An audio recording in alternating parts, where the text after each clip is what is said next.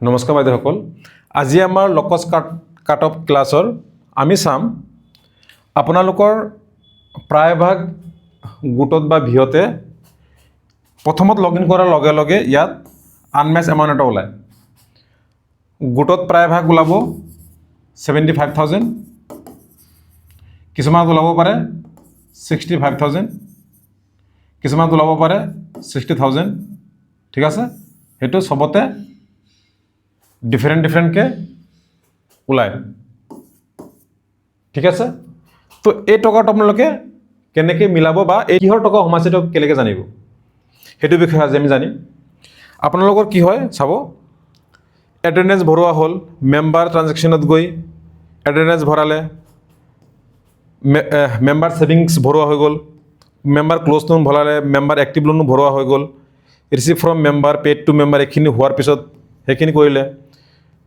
Group ট্ৰানজেকশ্যনত গ'লে, group ট্ৰানজেকশ্যনত গৈও investment, close loan, active loan গোটেইখিনি ভৰোৱাৰ পিছতো ইয়াত আনমেচ এমাউণ্ট হৈ থাকে। সেইটো কেনেকৈ মিলাব বা জানিব কেনেকৈ যে কি টকা হয়।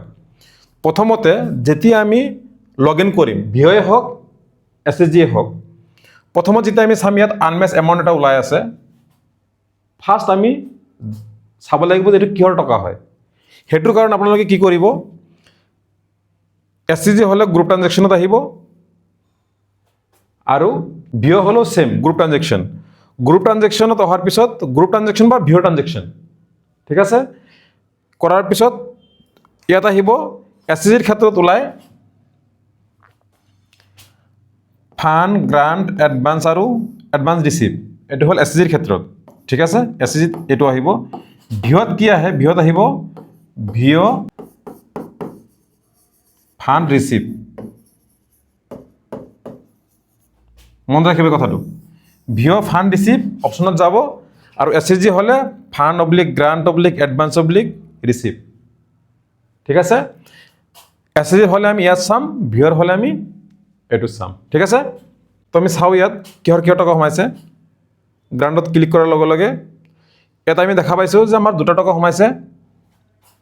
RFৰ প্ৰথমত 15,000 সোমাইছে, CIF ফ্ৰম SRLM সোমাইছে 50,000, আকৌ RFৰ সোমাইছে 10,000, মানে RF 15,000 এবাৰ, 10,000 একবাৰ, মানে 25,000। আৰু আপোনালোকৰ কি সোমাইছে, CIF সোমাইছে 50,000। এই CIFটো আপোনালোকে ভিঅ' বা চেল্ফৰ পৰা লোৱা নহয়। চাওক ইয়াত লিখা আছে SRLM, CIF receive from SRLM, মানে যি সময়ত আপোনালোকৰ ভিঅ' বা CLF নাছিলে সেইটো সময়ত কি কৰিছিলে, ষ্টেটৰ পৰা CIF ফাণ্ড দিছিলে আপোনালোকক। সেই CIF ফাণ্ড কি কৰিছিলে, ডাইৰেক্ট আপোনালোকৰ গোটত দিছিলে, বা য'ত ভিঅ' আছিলে CLF নাছিলে ভিঅ'ত দিছিলে। ঠিক আছে, CIFৰ টকা আমাৰ ভিঅ'ত দিছিলে। এতিয়া আমি খোলাৰ লগে লগে আমি চালোঁ ইয়াত 75,000 আছে। এতিয়া আমাৰ আগত সোমাইছিলে 50,000 আৰু 10,000 আৰু 15,000 RF পালোঁ। আপোনালোকৰ এইটো লাগিব যে আমিতো এই 50,000 টকাটো আমিতো ঘূৰাই দিছোঁ কেতিয়াবাই, হ'লেও আমাৰ ইয়াত কিয় দেখাইছে, কাৰণ লকছত অলৰেডি ষ্টেটৰ পৰা কোনে কিমান পাইছে এইটো আমাৰ দিয়া আছে। যদি আমি টকাটো ঘূৰাই দিছোঁ আমি এইটো পে'মেণ্ট কৰা দেখাই দিম। যদি আমি এতিয়ালৈকে ঘূৰোৱা নাই, কেলৈ ঘূৰোৱা নাই, তেতিয়াহ'লে আমি সেইটো কিহত দেখাম, এক্টিভ লোনত দেখাম। ঠিক আছে, তো আমি ট্ৰিটমেণ্টটো চাওঁ। প্ৰথমতে আমি চাওঁ টকাটো আমি ঘূৰাই দিছোঁ, আমাৰ লগত নাই, আমি ভিঅ' কেতিয়াবাই টকাটো ঘূৰাই দিছোঁ। ঠিক আছে, তো আপোনালোকে কি কৰিব, ফাণ্ড এণ্ড গ্ৰাণ্টৰ তলতে চাব গ্ৰুপ পে'মেণ্ট বুলি এটা অপশ্যন আছে। ঠিক আছে, গ্ৰুপ পে'মেণ্টত আহিলোঁ, ইয়াত কৰিম new group payment, paid to ভিঅ'। আমি কাক দিছোঁ টকাটো ঘূৰাই, যিহেতু ষ্টেটে আমাক দিছিলে আমি ভিঅ'ক দিছোঁ, আমি ডাইৰেক্ট CLFক দিব নোৱাৰোঁ, আমি কাক দিব লাগিব, ভিঅ'কে দিব লাগিব। ভিঅ' পে'মেণ্টত আহিব ৰিটাৰ্ণ টু CIF টু ভিঅ'। ঠিক আছে, ৰিটাৰ্ণ টু CIF টু ভিঅ', ইয়াত আমি লিখিম 50,000, হৈ গ'ল, ছেভ। এবাৰ আমাৰ কমি যাব, কমি গ'ল নে 25,000, এইটো আমি ভিঅ'লৈ ঘূৰাই দিছোঁ। ইয়াৰ ট্ৰানজেকশ্যনটো আকৌ ভিঅ'ত গৈ কেনেকৈ হ'ব সেইটো কৈ আছোঁ। ঠিক আছে, প্ৰথমত আমি SCCৰ পৰা আমি ভিঅ'ক দি দিলোঁ, এইটো হৈ গ'ল। কিন্তু ভিঅ'টোতো আমি কাট অফ ভৰাব লাগিব নহয়।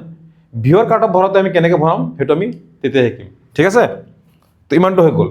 কিন্তু আৰু এটা কথা আছে ইয়াত, যদি আমি 50,000 টকা এতিয়ালৈকে ঘূৰাই দিয়া নাই, আমাৰ অকণমান ঘূৰাবলৈ বাকী আছে, তেতিয়া কি হ'ব? তেতিয়া কৰিব, এতিয়া মই এইটো ডিলিট কৰি দিছোঁ।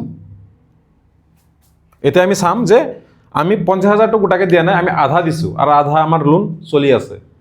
তেতিয়া কি হ'ব? বা আমি এটকাও দিয়া নাই, তেতিয়া কি হ'ব? প্ৰথমতে আমি চাওঁ যে আমি আধা দিছোঁ আৰু আধা দিয়া নাই। তেতিয়াহ'লে কি কৰিম? আমি যদি আধা দিছোঁ, আকৌ চেম গ্ৰুপ পে'মেণ্টতে আহিম। আমি যিমান দিছোঁ আমি ইয়াত দেখাম পে'মেণ্টটো, ঠিক আছে। গ্ৰুপ পে'মেণ্টত আহিম, ছিলেক্ট কৰিম, ভিঅ'ক দিছোঁ, কিমান টকা দিছোঁ? আমি 30,000 টকা দিছোঁ, হৈ গ'ল। আমি কৰি দিলোঁ ছেভ। 50,000 ভিতৰত আমি কিমান ঘূৰালোঁ? 30,000 ঘূৰালোঁ। আমি ইয়াত 30,000 দেখাই দিম। এইটো হ'ল আমাৰ কাট অফ ডেটৰ আগত, মানে 31 মাৰ্চ 2026, ঠিক আছে। বাকী যে 20,000 টকা আছে, সেই টকাটো ক'ত আছে? সেই টকাটো আমাৰ এক্টিভ লোন হৈ আছে, আমি কাৰোবাক দিয়া হৈছে। তেতিয়া আমি সেইটো কি কৰিম? সেইটো আমি মেম্বাৰ ট্ৰানজেকশ্যনত আহি, যিটো আমাৰ মেম্বাৰ এক্টিভ লোনত আহিম। মেম্বাৰ এক্টিভ লোনত আগত যদি bank loan, one fund loan, যি লোনে চলি থাকক, আমি সেই বাকী যি 20,000 টকা আছে সেইটো আমি ইয়াত দেখাব লাগিব, ঠিক আছে। সেই দেখাবৰ কাৰণে আমি যাব লাগিব এক্টিভ লোন। আমি মেম্বাৰজনীক ছিলেক্ট কৰিম। লোনৰ এমাউণ্ট কিমান? এই বাইদেউজনীয়ে লোন কিমান লৈ থৈ দিছে? লোন এমাউণ্ট মানে একচুৱেলি দিব লাগে প্ৰথমত কিমান লৈছিলে? তো প্ৰথমত দিছে আমি 5,000 লৈছিলে, একচুৱেলি দিব লাগে প্ৰথমত, ঠিক আছে। 5,000 লৈছিলে, কনজামশ্যনৰ কাৰণে লৈছিলে, মেডিকেলৰ কাৰণে লৈছিলে, ধৰিছোঁ। ফাণ্ড চ'ৰ্চটো আমাৰ কি হ'ব? ইয়াত CIF হ'ব, ঠিক আছে। যদি আমি নিজৰ টকাৰ পৰা দিছোঁ, আমি জেনেৰেল পাব্লিক কমন ফাণ্ডত ভৰাম। কিন্তু আমিতো নিজৰ টকাৰ পৰা দিয়া নাই, আমি ক'ৰ পৰা দিছোঁ? যদি আমি RFৰ পৰা দিছোঁ লোন, তেতিয়াহ'লেও আমি এইটো জেনেৰেল পাব্লিক কমন ফাণ্ডত দেখাম, RFৰ টকা দিলোঁ। কিন্তু আমি দিছোঁ কিহৰ? CIFৰ। তো আমি দিম কমিউনিটি ইনভেষ্টমেণ্ট ফাণ্ড। ইয়াত আমি ডেট দিম যে আমি টকাটো দিছিলোঁ কেতিয়া। ধৰি লওক 24 চনত দিছিলোঁ, এক্সাম্পল কোনোবা এটা দিনত, ঠিক আছে। ইণ্টাৰেষ্ট ৰেট কিমান? ইণ্টাৰেষ্ট ৰেট 12 টকাত দিছিলোঁ। ঘূৰাই দিছে কিমান? বাইদেৱে 5,000 লৈছিলে, বাইদেৱে ঘূৰাই দিছে 3,000 মূলধন। কাৰণ যিহেতু আমি 30,000 টকা ঘূৰাই দিলোঁ নহয়, 3,000 ঘূৰাই দিছে, বাকী দিব আছে কিমান? 2,000। অভাৰ ডিউ 2,000 হয়নে? অভাৰ ডিউটো 2,000 হৈ আছে, কাৰণ ঘূৰাই দিয়া নাই, শেষ হোৱা নাই এতিয়ালৈকে। কিমান দিনলৈ ঘূৰাই শেষ কৰিব লাগিছিলে? ৰিমেইনিং পিৰিয়ড আৰু বাইদেৱে কিমান দিনত ঘূৰাব? দিছোঁ 6 মাহ। কৰি পেলাই কৰিলগে ছেভ। এতিয়া ইয়াত ওলাই পৰিব যে কিমানকৈ ঘূৰাব লাগে, ঠিক আছে। আমি কৰি দিম, ডাউনলোড কৰিও পঠাই দিব পাৰে, ডাউনলোড নকৰি এইটো বেক কৰি দিম। আহি গ'ল। তো আমি তেনেকৈ দেখাব লাগে। এতিয়া আমাৰ যে RF আছে, RFৰ পৰা যে আমাৰ লোন লৈ থৈ দিছে, এই বাইদেৱে লৈছে, সেইটো আমি এক্সট্ৰাকৈ ভৰাব লাগিব। ছেম এই অনিতা বাইদেৱে লৈছিলে, লোনৰ এমাউণ্ট আছিলে 2,500 টকা, সেইটো আমাৰ RFৰ টকা। কেটেগৰী এইটো ছেম কনজিউমশ্যন দিছোঁ, এডুকেশ্যনৰ কাৰণে লৈছিলে, বা খেতি বাতি, এগ্ৰিকালচাৰ, নন ফাৰ্ম, যিকোনো হ'ব পাৰে। মই জাষ্ট আপোনালোকক কৈ আছোঁ কথাটো। ফাণ্ড চ'ৰ্চ এইটো হ'ব আমাৰ জেনেৰেল পাব্লিক কমন ফাণ্ড, ঠিক আছে। যেতিয়া RFৰ টকা বা নিজৰ গোটৰ টকা আমি মেম্বাৰক লোনত দিম, তেতিয়া আমি জেনেৰেল পাব্লিক কমন ফাণ্ডত ভৰাম, ঠিক আছে। মনত ৰাখিব। লোন ডিছবাৰ্চমেণ্ট যিদিনা আমি দিছোঁ, নৱেম্বৰ মাহৰ 12 তাৰিখলৈ দিছিলোঁ আমি। ইণ্টাৰেষ্ট ৰেট ইয়াতো 12 টকাই হ'ব। প্ৰিন্সিপাল ৰিপেড যদি কৰা নাই, যদি কৰিছে কৰাটো দিব, যদি কৰা নাই কৰাটো মই ধৰিছোঁ কৰাই নাই। 2,500 টকা ঘূৰাব লাগে। অভাৰ ডিউ 0 দিছোঁ ইয়াত। ৰিমেইনিং পিৰিয়ড কিমান দিনত ঘূৰাব? মই দিছোঁ 6 মাহ। ছেভ। এতিয়া চাওক, দুটা লোন হৈ গ'ল নহয়, এজনী বাইদেউৰ নামত দুটা লোন হৈ গ'ল, এনেকৈ শ্ব' কৰিব। অনিতা শইকীয়া লোনটো 4,500, এটাত 2,000, এটাত 2,500। ইয়াত আমি ক্লিক কৰি চাব পাৰিম, এটাত 2,000 আছে আৰু এটাত 2,500 টকা আছে, ঠিক আছে। এনেকৈ কৰিলেও কি হ'ব? এক্টিভ লোনখিনি হৈ যাব।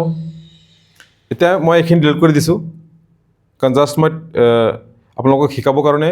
আৰু এটা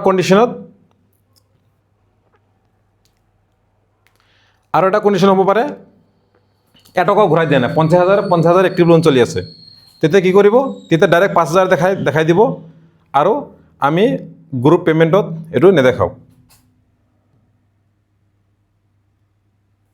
গ্ৰুপ পে'মেণ্টত আমি নেদেখাওঁ, সেইটো 75,000টোৱে আমি গোটেইখিনি আমি লোন দিয়া দেখাব লাগিব। মেম্বাৰত গৈ মেম্বাৰ এক্টিভ লোনত এজনী 5,000 দেখাব লাগিব, তাত যিটো ৰিপেড আছে তাত আমি 0 দিম। তাৰপিছত এই কাটঅফৰ পৰা আমি সেইটো দেখাব লাগিব যে আমাক কিমান দিনত টকাটো ঘূৰাই দিব। তো বুজি পালে কেনেকৈ মিলাব লাগিব, ইমানটোৱে হয় কথাটো। RFৰ হ'লে RFৰ মিলাব আৰু CFৰ হ'লে CF মিলাব। ঠিক আছে, আমি নেক্সটত শিকিম যে যেতিয়া এই RFৰ টকাটো যেতিয়া আমাক ভিঅ'ক যেতিয়া ঘূৰাই দিয়া হয়, SCGৰ পৰা আমি ভিঅ'ক ঘূৰাই দিলে, আমি দেখাই দিলোঁ, এতিয়া ভিঅ'য়ে কেনেকৈ ট্ৰিটমেণ্ট কৰিব, কাৰণ ভিঅ'তে ৰিচিপ্ট দেখাব লাগিব। ভিঅ' যদি ৰাখি পেলাই লোনত দি আছে সেইটো কণ্ডিশ্যন হ'ব পাৰে, বা ভিঅ'য়ে CLFক ঘূৰাই দিব পাৰে, আমি সেই কণ্ডিশ্যনটো আমি তাত শিকিম। ঠিক আছে, আজি ক্লাছটো ইমানটোৱে, ধন্যবাদ।